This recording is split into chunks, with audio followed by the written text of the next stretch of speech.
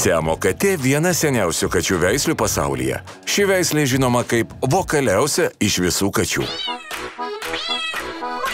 Siamo katė taip pat yra ir viena protingiausių kačių veislių.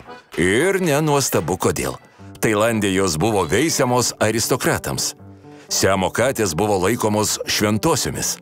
Tik vienuoliai ir karališkosios šeimos galėjo laikyti siamo kates.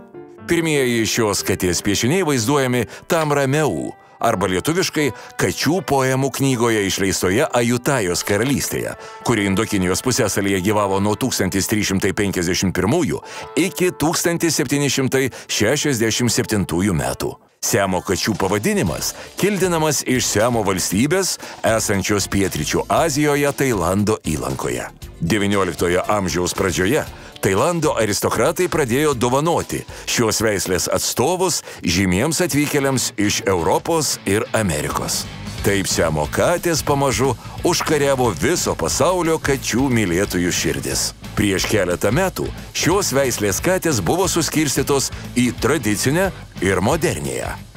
Įdomiausia tai, kad visos siamo katės gimsta baltos.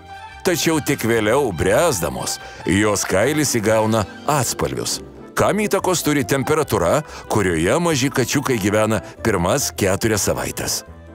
Dar įdomu tai, kad mes siamo kačių akių spalvą matome mėlyną. Tačiau tiksliau reikėtų pasakyti, kad jos yra bespalvės, nes visai neturi pigmento.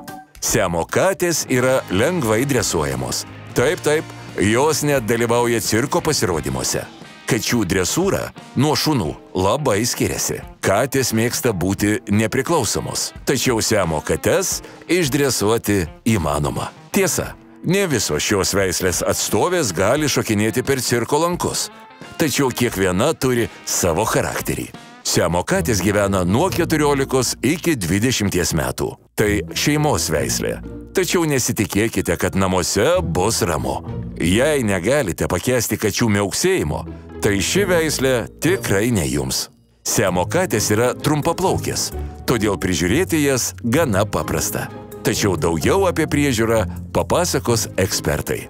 Kadangi siamo katės yra trumpaplaukės, tai tikrai jų priežiūra yra labai paprasta. Pakanka vieną kartą savaitėje jas iššukuoti ir taip pašalinsite iškritusius plaukus ir užtikrinsite žvilgantį kailiuką. Kalbant apie mitybą, kadangi šios katės yra linkusios į nutukimą, labai svarbu yra normuoti joms duodamą pašarą. Tai tikrai rekomenduoju remtis gyvūnų specialistų paruoštomis šėrimo lentelėmis, kurios yra pateiktos ant kiekvienos pašaro pakuotės. Taigi netgi šiek tiek padidintas porcijos dydis gali lemti katės nutukimą. Ir jeigu norite, kad jūsų katės kailiukas žvilgėtų, būtų ryškus, rekomenduoju rinktis tokius pašarus, kurie yra specialiai sukurti rudo ir raudono kailio katėms. Šios katės yra itin aktyvios, todėl joms labai svarbu užtikrinti, kad jos turėtų vietą, kur galėtų išsilakstyti ir išsilaipioti.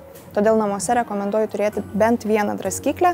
Ji gali būti pagal jūsų namų dizainą, taip pat gali būti renkamasi pagal dydį, koks telpa jūsų namuose. Ir žinoma, galite dar rinktis tokias specialias draskyklės, kurios yra tvirtinamos prie sienos. Žinoma, šioms katėms tikrai svarbu yra ne tik išsilaipioti ir išsilakstyti, tačiau ir skatinti tą jų protinę veiklą. Tai tikrai rekomenduoju rinktis žaislus, kurie yra interaktyvūs arba su elementais, kadangi jie padės iškrauti tą katės sukauptą energiją ir skatinti jos protinę veiklą.